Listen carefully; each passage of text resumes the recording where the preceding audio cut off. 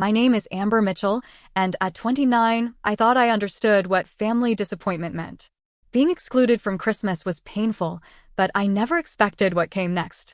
When I opened that envelope containing a $52,000 invoice for my sister Jessica's new car, something inside me finally snapped. 10 years of financial manipulation and emotional blackmail culminated in that moment. They pushed too far this time. So I made a call that changed everything. If you're watching this from a family gathering, cherish those genuine connections. Hit like and subscribe while I tell you how I finally stood up for myself and discovered what real family means. I grew up in Westchester County, New York, in a 5-bedroom colonial with manicured lawns and a 3-car garage. From the outside, the Mitchell family appeared perfect. My father Richard was a successful investment banker, and my mother Diana maintained her status as a fixture in local charity circles. On paper, we had everything. In reality, our home was an emotional wasteland where love was conditional and came with receipts. From the moment my sister Jessica was born when I was 4, the dynamic shifted. She was the golden child, beautiful and charismatic in ways I could never match. While I was studious and responsible, Jessica was vibrant and spontaneous. My parents adored these qualities in her, but found them irritating in me. When Jessica threw tantrums, she was passionate. When I expressed my needs, I was difficult. This pattern continued throughout our childhood. Jessica received horseback riding lessons when she wanted them. I had to maintain straight as to justify my modest request for piano lessons. For her 16th birthday, Jessica received a brand new Audi. For mine, I got a used Honda and a lecture about appreciating practicality. Despite this, I worked hard. I graduated at the top of my class, earned a scholarship to Cornell, and double majored in economics and business. While Jessica dropped out of 3 different colleges, I was landing internships and building my resume. By 24, I had secured a position as a junior financial analyst at a prestigious firm in Manhattan. By 27, I had my own apartment, a healthy 401k, and was completely self-sufficient. My independence came at a price. Every family gathering became an opportunity for subtle jabs about how I was too career-focused or materialistic. The irony wasn't lost on me. My parents, who measured success in luxury cars and country club memberships, criticized my ambition while simultaneously exploiting it. The exploitation began small. Could I help Jessica with her rent this month? Could I loan Dad money for a business venture until his next commission? Could I contribute to Mom's charity gala since I was doing so well? Each request came wrapped in the promise of family unity and belonging. Each time I complied, the requests grew larger. 3 years ago, I paid off Jessica's credit card debt of $12,000 after she tearfully promised to be more responsible. 6 months later, she maxed it out again on a luxury vacation to Bali. When I expressed my frustration, my mother pulled me aside and explained that Jessica just experiences life differently and reminded me how blessed I was to have financial stability. Last year, I covered my parents' property tax bill when they claimed to be a little short despite purchasing a vacation home in the Hamptons that same month. When I questioned this, my father reminded me that they had sacrificed everything for my education, conveniently forgetting my scholarships and student loans, which I had only recently finished paying off. Despite these incidents, I still craved their approval. This past October, I made another attempt at repairing our relationship. I suggested a family weekend in Manhattan, my treat. I reserved a suite at a boutique hotel, secured tickets to a Broadway show Jessica had mentioned wanting to see, and made reservations at an exclusive restaurant. The weekend was pleasant enough, though my mother spent most of it critiquing my apartment's size and location, while Jessica monopolized conversations with dramatic stories about her latest boyfriend drama. After that weekend, tensions with Jessica escalated further. She began calling me at work with financial emergencies and sending passive-aggressive texts when I couldn't immediately respond. Meanwhile, my parents increased their not-so-subtle comparisons, always framing Jessica's financial irresponsibility as living life to the fullest, while my stability was somehow a character flaw. As November rolled into December, I found myself both dreading and longing for the holiday season. Despite everything, I had already purchased thoughtful gifts for everyone and was mentally preparing myself for the familiar dance of seeking approval while setting boundaries. I had no idea that this Christmas would be different in the most painful way possible. The realization came on December 15th, an ordinary Wednesday that turned into anything but. During my lunch break, I was scrolling through Instagram when I saw it, my cousin Taylor's post featuring my entire family gathered around a Christmas tree at my parents' home. Early Mitchell Family Christmas. So blessed to have everyone together, read the caption. Everyone except me. I stared at my phone, trying to process what I was seeing. There was my father carving a turkey, my mother arranging presents, Jessica laughing with our aunts and uncles, cousins, grandparents, even distant relatives I barely recognized. Everyone was there. The celebration had apparently happened the previous weekend, and I hadn't received so much as a text. With shaking hands, I called my mother. She answered on the fourth ring, her voice artificially bright. "Oh, Amber. How are you, sweetheart?" "Mom, why wasn't I invited to the family Christmas last weekend?" I asked, trying to keep my voice steady. A pause. "Oh, that. Well, it was very last minute, darling. We knew you're always so busy with work, and Jessica mentioned you had told her you had plans." I had told Jessica no such thing. When I pointed this out, my mother sighed dramatically. "Amber, please don't start. It was just a casual gathering, nothing formal. You know how Jessica gets when she feels overshadowed by you. She's going through a difficult time right now, and we didn't want to create any tension. You understand, don't you, sweetheart? You've always been our strong one." Being the strong one was code for the one we can dismiss without consequences. Before I could respond, she added that they would see me on Christmas Day for the real celebration. The invitation felt like an afterthought, a bone thrown to pacify me. Later that evening, Jessica sent me a series of texts. "Sorry you missed the party. Was so fun. Mom said you were busy anyway. By the way, can you help me pick out Mom's gift? I'm thinking jewelry, but need your $$ input, LOL. No acknowledgement of the exclusion. No genuine apology. Just another request for money disguised as sisterly bonding." That night, I lay awake replaying years of similar incidents. The family vacation to Cancun I discovered through Facebook photos. My graduation dinner, where everyone was 3 hours late because Jessica had a minor fender bender that required immediate family attention. My promotion celebration that was cut short when Jessica called crying about a breakup. By morning, I had made a decision. I texted my mother that I wouldn't be joining them for Christmas Day after all. I had made other plans. What plans could be more important than family? She responded immediately. Family. The word had become so hollow. I didn't answer. Instead, I called my friend Leah, who had been inviting me to join her family's holiday celebrations for years. Unlike my biological family, Leah's parents had always treated me with genuine warmth when I visited. They asked questions about my work and actually listened to the answers. They remembered details about my life without keeping score of what I could do for them. "Of course you can join us," Leah said without hesitation. "Mom always sets a place for you anyway. You're family to us, Amber." The contrast between this immediate acceptance and my own family's calculated exclusion brought tears to my eyes. In the days leading up to Christmas, I threw myself into creating new traditions. I helped Leah's family decorate their tree. I baked cookies using her grandmother's recipe. I wrapped thoughtful gifts for people who actually valued my presence. For the first time in years, I felt the genuine warmth the holiday season was supposed to bring. Meanwhile, my phone buzzed with increasingly manipulative messages from my family. My father called to say I was breaking your mother's heart. Jessica alternated between guilt-tripping texts and demands for shopping advice. Relatives I barely spoke to throughout the year suddenly had opinions about my selfish decision. The only message that didn't feel toxic came from my Aunt Patricia, my father's sister, who had always been something of an outsider herself. "I heard you're not coming for Christmas," she said when I answered her call. "Smart girl. I wanted to let you know that the casual gathering was planned 3 months ago. I saw the invitations when I was at your parents' house in September." The confirmation of their deliberate exclusion stung, but also provided clarity. Aunt Patricia went on to share some family gossip that suddenly made the timing suspicious. "Jessica totaled her car last month, you know. Drove it straight into a ditch after one of her nights out. Your parents have been scrambling to figure out how to get her a replacement without dipping into their Hamptons renovation fund." I thanked my aunt for her honesty and tried to push the information from my mind. I was determined to enjoy a peaceful Christmas with people who actually wanted me around. Christmas Day with Leah's family was everything I hadn't known I needed.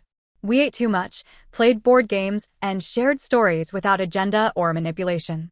Nobody kept score of who gave what or commented on my career choices. When Leah's father toasted to family, both born and chosen, I felt a sense of belonging I hadn't experienced in years.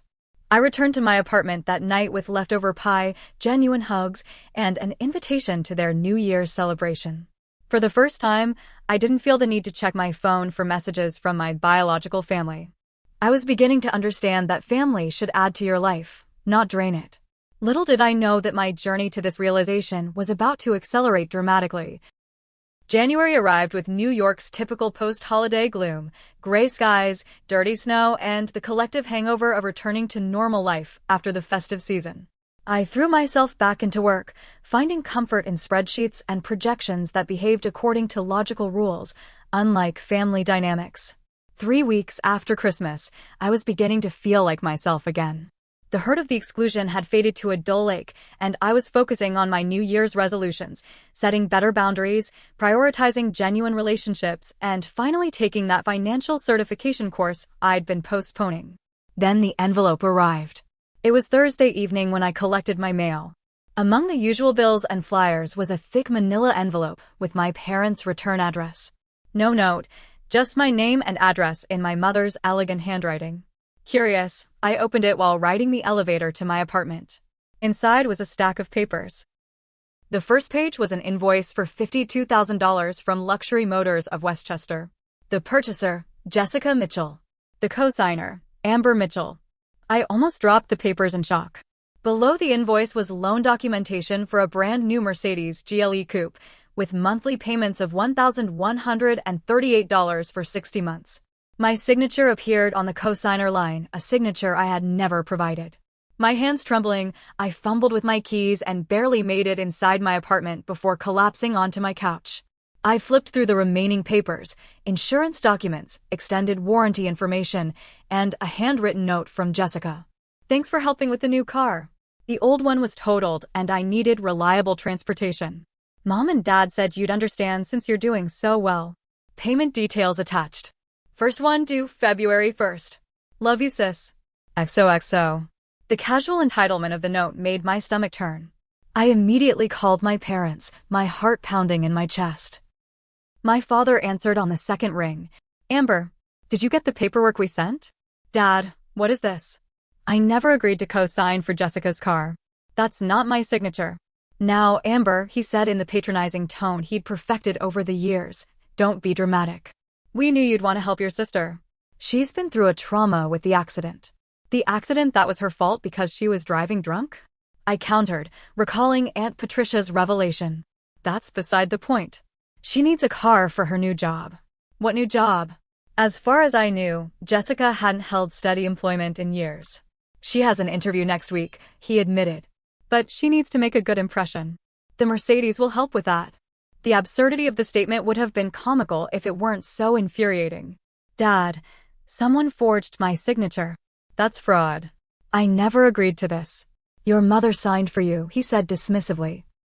We knew you'd be difficult about it, but family helps family.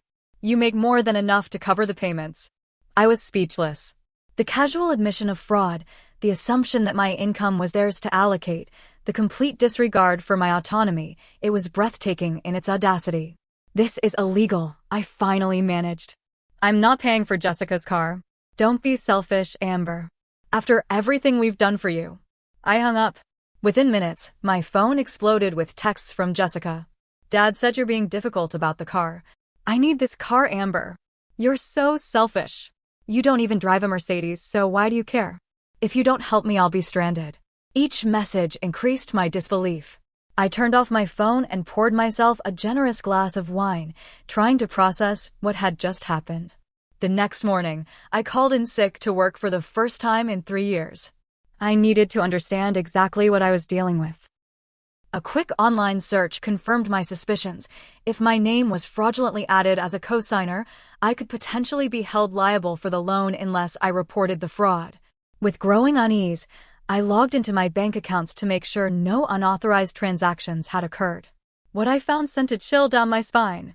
Someone had attempted to access my main savings account the previous day, the account where I kept my emergency fund and down payment savings for a future home.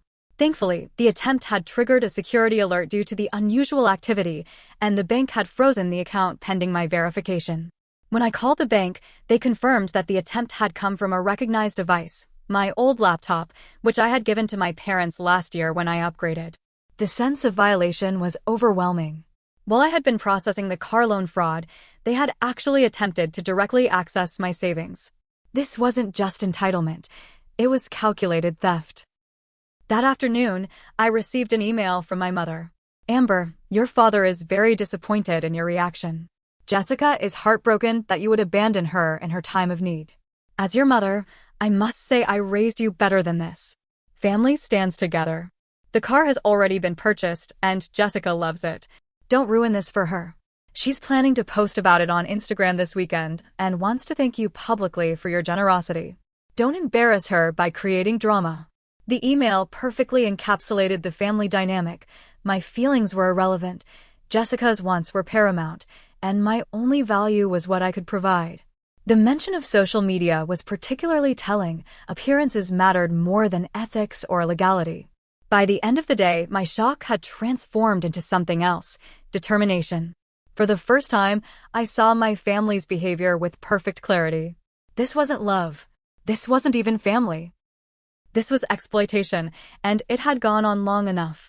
I made an appointment with a lawyer for the following day. Then I called Aunt Patricia.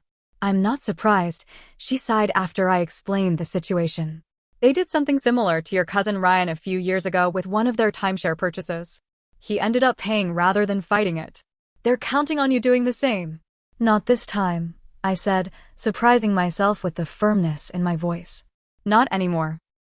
The lawyer's office was in a converted brownstone in Midtown, warm wood interiors contrasting with the January chill outside.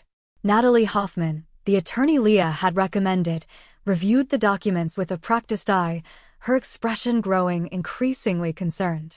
This is textbook fraud, she said finally, removing her reading glasses. Your mother forged your signature on a legally binding financial document. The fact that she's your mother doesn't make it any less criminal. What are my options? I asked, clutching my coffee cup for warmth. You have several, none of them pleasant, she replied candidly. You can report the fraud to the police, which would likely result in criminal charges against your mother. You can report it to the bank and dealership as fraud without pressing charges, though they might pursue their own action. Or you can pay for a car you never agreed to buy. Put so bluntly, the choice seemed obvious. Yet decades of conditioning made me hesitate. If I report the fraud, what happens to the car? Most likely repossessed, unless your sister or parents can qualify for the loan without you. Given what you've told me about their financial habits, that seems unlikely. I nodded, processing this information.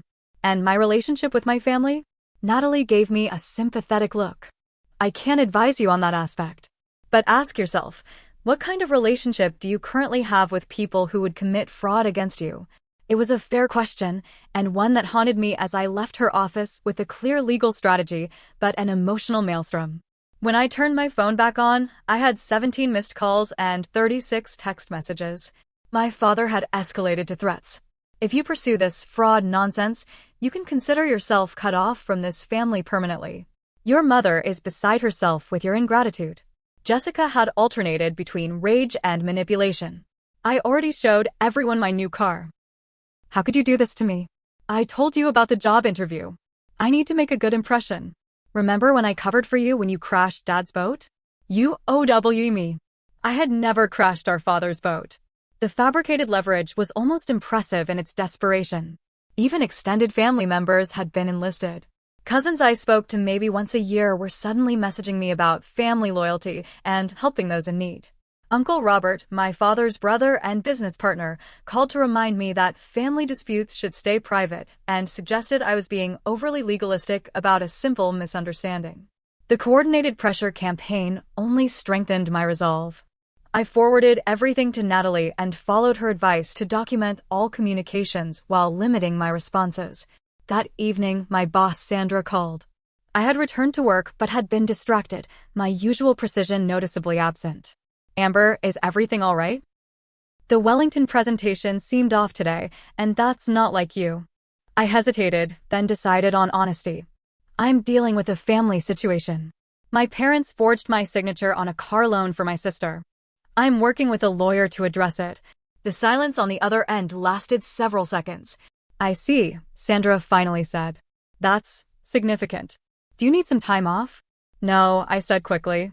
Work is actually helping me stay grounded. But I might need a flexible schedule for some legal appointments. Of course. And Amber? Don't let anyone take advantage of you, family or otherwise. I learned that lesson the hard way. The unexpected support from my boss contrasted sharply with my family's behavior. It reinforced what I was slowly coming to understand. Respect wasn't determined by blood relation. 2 days later, I discovered that someone had attempted to access my investment accounts. The attempt failed due to two-factor authentication, but the pattern was clear. I immediately changed all my passwords and security questions, removing any information my family might know. Then my mother called. Amber Elizabeth Mitchell, she began, using my full name as she always did when laying on guilt. We need to discuss this car situation like adults. Your father and I are hosting dinner tomorrow night. Jessica will be there. We expect you at 7. It wasn't an invitation, it was a summons. In the past, I would have complied immediately, eager for any opportunity to win their approval. This time, I agreed for entirely different reasons. I needed to set boundaries face to face.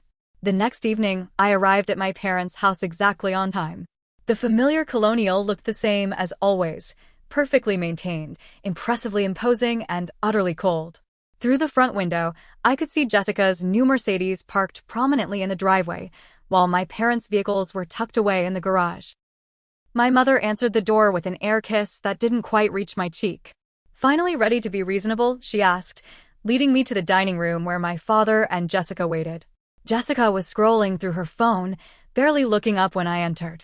My father stood by the fireplace, tumbler of scotch in hand, his expression a practiced blend of disappointment and authority. Sit down, Amber, he said, gesturing to the chair across from Jessica. Your mother has prepared your favorite meal. Let's discuss this calmly. My favorite meal was actually Jessica's preference. I had disliked beef stroganoff since childhood, a detail they had never bothered to remember. Before we begin, my father continued as my mother served the food, I want to express our disappointment in your handling of this situation. Involving a lawyer? Threatening fraud charges? This isn't how our family operates. How does our family operate, Dad? I asked quietly. By forging signatures? By attempting to drain my savings accounts? By excluding me from family gatherings and then expecting me to finance Jessica's lifestyle? Jessica slammed her fork down. Oh my God, are you still whining about Christmas? It was just a small gathering. It was our entire extended family, Jessica. Everyone but me. Because you're so judgmental. You make everyone uncomfortable with your perfect job and your perfect apartment and your constant criticism of my choices. My mother placed a hand on Jessica's arm. Amber, you know your sister is sensitive. You've always been jealous of her, and frankly, it's unbecoming for a woman your age. The familiar script was playing out exactly as expected. Jessica the victim, Amber the villain, reality completely irrelevant. I'm not paying for the car, I said firmly. What you did was illegal. I've frozen all my accounts that you might have access to, and I've documented the fraud attempts. My father's face darkened. After everything we've done for you, what exactly have you done for me? I interrupted, surprising even myself. I worked for my scholarships. I paid off my student loans. I built my career through hard work and discipline. Meanwhile, you've supported Jessica through multiple failed degrees, bailed her out of credit card debt, and now committed fraud to buy her a luxury car she can't afford. We raised you. My mother snapped. We gave you a home, an education, opportunities. That's literally the minimum legal requirement of parenthood, I countered. And you've been making me pay for it ever since, as if I should be eternally grateful for basic parental responsibilities. Jessica, always quick to escalate, stood up so abruptly her chair tipped over. You think you're so much better than everyone. Newsflash, Amber, nobody likes you. Even your boyfriend left because you're a cold, calculating bitch. My ex-boyfriend had actually left because he'd been cheating with Jessica. A fact they didn't know I was aware of. The casual cruelty was illuminating. These people weren't just taking advantage of me financially, they actively disliked me while simultaneously expecting me to fund their lifestyle. "If you don't pay for this car," my father said, his voice dangerously quiet, "you're no longer part of this family. No more holidays, no inheritance, no connection to the Mitchell name." The threat that would have once devastated me now felt almost liberating. "You're asking me to choose between $52,000 for a car I never agreed to buy and a family that commits fraud against me, attempts to steal from me, and treats me with consistent disrespect?" I stood up, napkin placed neatly beside my untouched meal. "That's not actually a difficult choice." As I walked toward the door, my mother called after me, "Jessica needs that car." What is she supposed to do? I turned back one last time. The same thing I did when I needed transportation. Buy a car she can actually afford. The drive home was a blur, adrenaline coursing through my veins.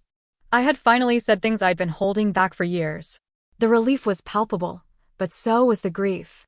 I had just lost my family, or perhaps acknowledged the loss that had happened long ago. The aftermath of the family dinner brought unexpected clarity. Rather than the crushing guilt I had anticipated, I felt lighter, as if I'd put down a burden I'd been carrying for decades. Still, moments of doubt crept in. Was I overreacting? Was family loyalty more important than self-respect? Had I irreparably damaged relationships that should be preserved at any cost? These questions followed me through sleepless nights and distracted workdays. I began seeing a therapist, Dr. Laura Chen, who specialized in family trauma. During our second session, she asked a question that stopped me cold. "Amber, if a friend told you the story about their family, what would you advise them to do?" The answer came immediately. I'd tell them to run and never look back. Why is it different when it's your own experience? I had no good answer. Meanwhile, my family escalated their campaign. Jessica posted photos of herself with the Mercedes on every social media platform, tagging me with captions like, "Best sister ever." #blessed, #family support, and "when your sister knows you deserve luxury #sibling love." The deliberate public narrative made it clear, if I reported the fraud, I would be cast as the villain who took away Jessica's prized possession out of spite. My parents' approach was more direct. They began contacting my friends and colleagues, sharing edited versions of the situation that painted me as mentally unstable and ungrateful. Several coworkers mentioned receiving concerned calls from my mother about my fragile state and financial confusion. My father even called Sandra, my boss, expressing worry about my ability to handle client funds given my emotional problems regarding family financial obligations. Fortunately, Sandra saw through the manipulation. "Your father called me today," she told me during our weekly check-in. I've never heard such obvious damage control in my life, and I work with crisis PR firms regularly. The invasion of my professional life crossed yet another boundary. That evening, I met with my financial advisor, Marcus, to ensure my assets were completely secured. "Based on what you've told me, I recommend a complete financial firewall," he advised. New accounts at different institutions, updated beneficiaries on all policies, and a thorough credit check to make sure there aren't other surprises lurking. The credit check revealed another shock, an application for a store credit card in my name from a high-end furniture retailer, dated just 2 days after the car purchase. The application had been rejected due to the fraud alert I had placed, but the attempt itself was telling. This wasn't just about Jessica's car, it was the beginning of what could have become systematic financial exploitation. As January turned to February, Jessica's social media campaign took a darker turn. She began posting about toxic family members who pretend to support you and recognizing narcissists in your life. The projection was almost impressive. One post particularly stood out, a selfie in front of the Mercedes with the caption, "Some people would rather destroy what you love than see you happy. Stay strong against the haters, even when they're family." The comments section filled with supportive messages from relatives and friends who had no idea of the truth. Cousin Taylor, who had posted the Christmas gathering photos, commented, "Blood doesn't always mean love. Creating boundaries is self-care." The irony was painful. That night, I received the text that finally pushed me over the edge. Jessica, apparently drunk judging by the typos and timestamp, sent, "You think you are so much better than everyone, but you are just a lonely BTCH with no one who loves you. Mom and Dad only put up with you for your money. We all laugh at you behind your back." Enjoy your empty apartment while I enjoy my car. I stared at the message for a long time, a strange calm settling over me. The raw honesty of her drunk text confirmed what I had suspected. My family didn't love me. They tolerated me for what I could provide. The realization should have devastated me, but instead, it felt like permission to finally let go. The next morning, with complete clarity and zero hesitation, I called Natalie Hoffman. "I'm ready to proceed with reporting the fraud," I told her. "All of it? Are you sure? Once we start this process, it will be difficult to reverse." "I'm sure." They've left me no choice. Then I called the bank that had financed Jessica's Mercedes. "My name is Amber Mitchell," I said when I reached the fraud department. "I need to report a forged signature on an auto loan." The representative asked several verification questions, then transferred me to a manager named Robert. His voice was kind but professional as he guided me through the process. I explained the situation, providing dates, documentation, and contact information for Natalie. "I understand this must be difficult, Ms. Mitchell," Robert said. "Family fraud is unfortunately common, but reporting it takes courage." "What happens now?" I asked. "We'll conduct an investigation, which typically takes 5 to 7 business days. If we confirm the fraud, as seems likely based on what you've shared, the loan will be removed from your name and credit report. The lender will then take appropriate action regarding the vehicle." "You mean repossession?" "Most likely, yes. Unless the other party can qualify for the loan independently." I knew Jessica couldn't. Her credit was destroyed from years of missed payments and maxed-out cards. My parents could probably afford the payments, but would be unlikely to take on the debt themselves. That would defeat their entire purpose of putting it in my name. "I understand," I said. "Please proceed." After hanging up, I sat in my silent apartment, the weight of my decision settling around me. I had just initiated a process that would likely result in my sister losing her car and potentially lead to criminal charges against my mother for fraud. The family I had known was irretrievably shattered. Yet alongside the grief was something unexpected: pride. For the first time in my life, I had stood up for myself against the people who had been exploiting me for years. The cost was high, but the alternative, continuing to be their financial and emotional hostage, was no longer acceptable. I picked up my phone and texted Leah. "I did it. I reported the fraud." Her response came immediately. "I'm so proud of you. Want to come over for dinner? Dad's making his famous lasagna." I smiled through tears. Family, real family, was still possible, just not with the people who shared my DNA. The bank moved faster than expected. Just 3 days after my report, I received a call from Robert in the fraud department. "Ms. Mitchell, our investigation confirms your signature was forged on the loan documents. We've removed the loan from your credit report and financial responsibility. We're proceeding with repossession of the vehicle." "How soon will that happen?" I asked, my stomach tightening despite my certainty that I was doing the right thing. "The repossession agent has been assigned. It could be today, tomorrow. They don't provide specific timing for obvious reasons." I thanked him and hung up, bracing myself for the fallout. It came even sooner than I anticipated. Less than 2 hours later, my phone exploded with notifications. Jessica was calling repeatedly, leaving increasingly hysterical voicemails between texts. "They took my car. How could you do this to me? I am stranded at the mall. You ruined my life." I didn't respond. Instead, I blocked her number, something I should have done weeks ago. My parents were next. My father's voice, usually so controlled, shook with rage in his message. "What you've done is unforgivable." Your mother is in tears. Jessica is devastated. I never thought my own daughter could be so vindictive and cruel. "Don't bother calling back. You're no longer welcome in this house." I blocked their numbers too, then methodically went through my contacts, blocking every family member who might serve as their proxy. It felt like cutting off limbs, but also like excising a cancer. Social media became a battlefield. Jessica posted a tearful video about her car being stolen due to family betrayal, carefully crafting a narrative that portrayed her as the victim without mentioning the fraud. Relatives and family friends commented with outrage and support, condemning the unnamed villain who had hurt sweet Jessica. I deactivated all my social accounts. The court of public opinion didn't matter.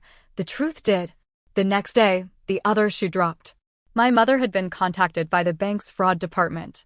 Faced with evidence of the forgery and potential criminal charges, she was scrambling. Her lawyer called Natalie, floating vague offers of family reconciliation and financial restitution if I would withdraw my fraud claim. "They're running scared," Natalie told me. "The bank has clear evidence of forgery, which is a felony. They're hoping you'll back down to protect your mother from criminal charges." "What do you advise?" I asked. "That depends on what you want. If your goal is justice, we continue. If your goal is separation with minimal further conflict, we could negotiate a settlement that includes a formal admission of wrongdoing, financial compensation for your legal fees, and legally binding agreements that they'll never attempt to access your finances again." I chose the latter. I didn't want my mother to go to jail. Not out of love at this point, but because the family drama would never end if she became a martyr to Jessica's cause. I wanted clean closure, not an ongoing saga. The settlement negotiations took 2 weeks. My parents, faced with the reality of potential criminal charges, agreed to my terms with surprising speed. They would pay all my legal fees, sign notarized admissions of the fraud, and agree to legally binding non-contact orders. In exchange, I would not press criminal charges. Throughout this process, I received unexpected support from quarters I hadn't anticipated. Aunt Patricia called to tell me she was proud of me.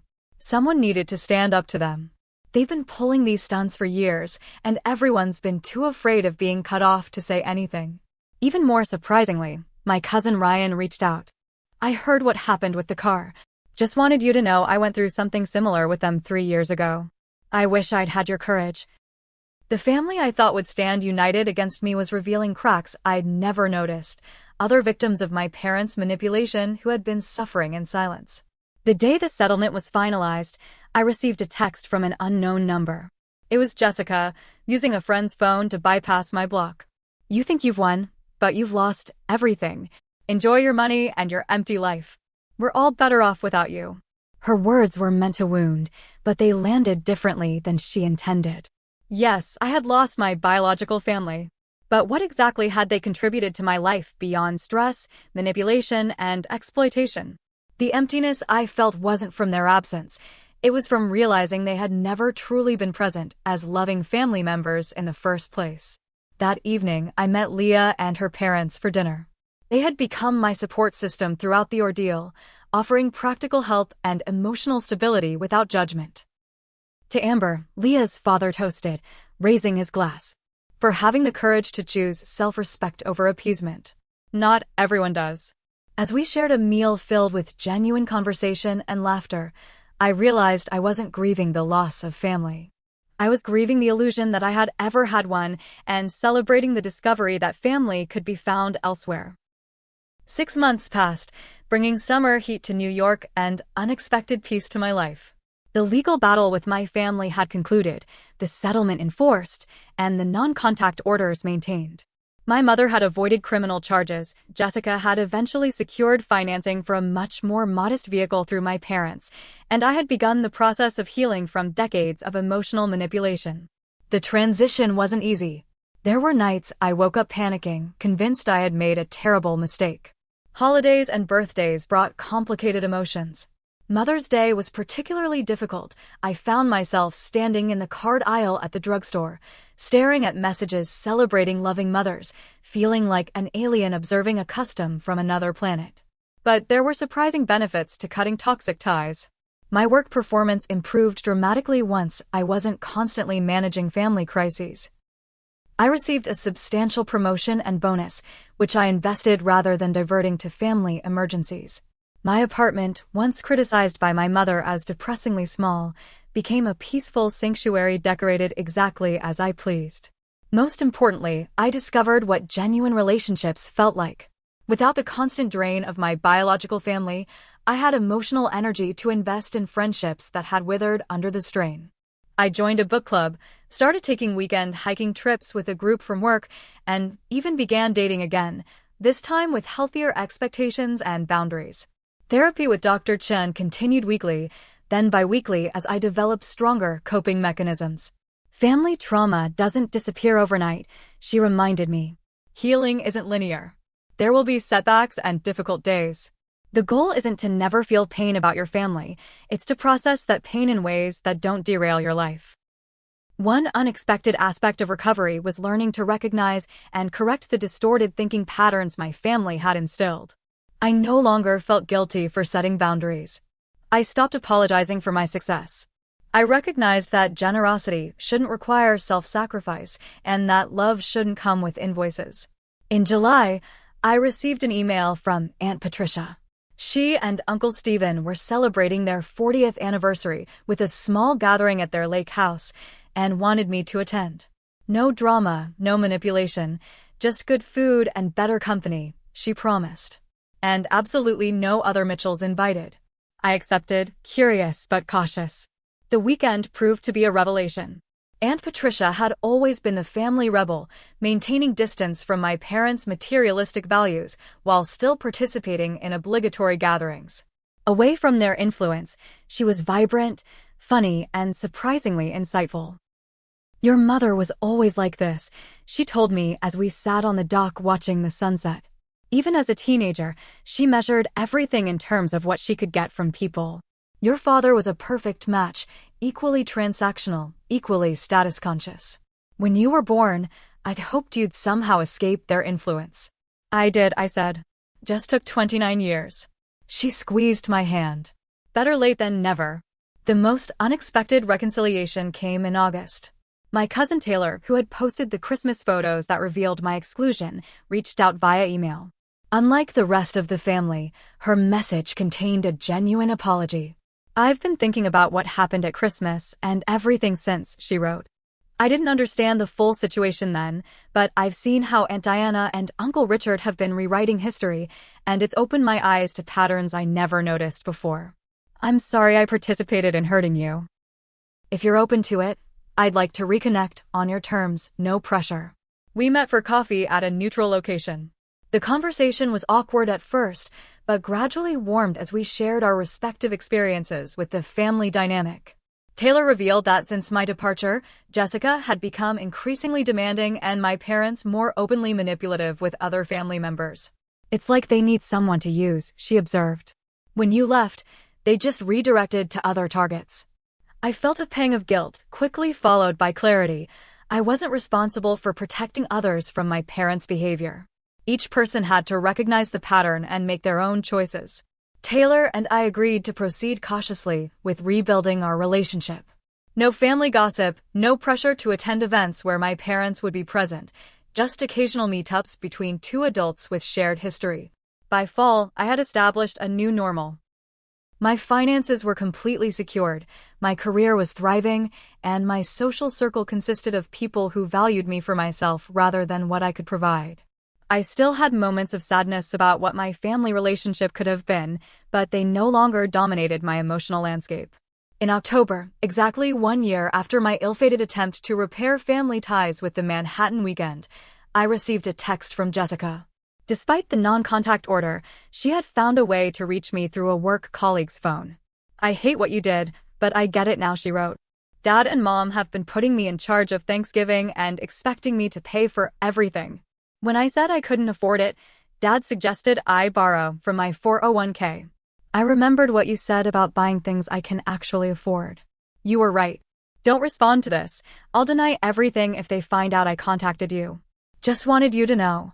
I didn't reply, but saved the message. It wasn't an apology, but it was an acknowledgement. Jessica was beginning to see the pattern, though whether she would break it remained her choice.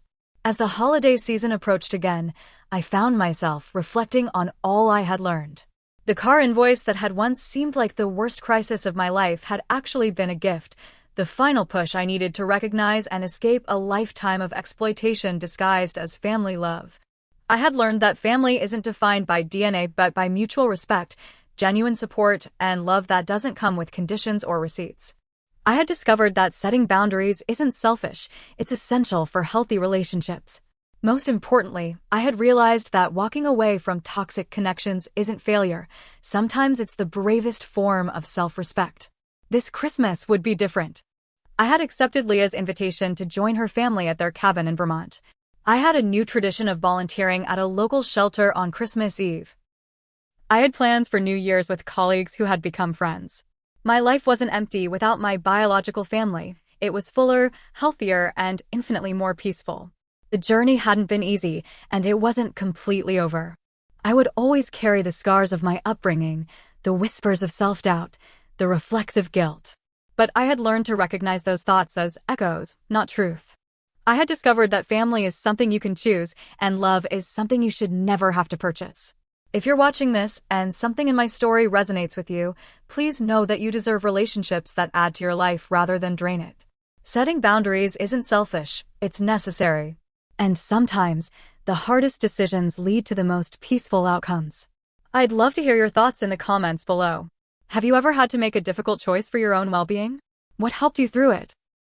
Don't forget to like this video if it spoke to you, subscribe for more stories of resilience, and share with someone who might need to hear that it's okay to choose yourself sometimes. Thank you for listening to my journey, and remember, real family supports your growth, not your bank account.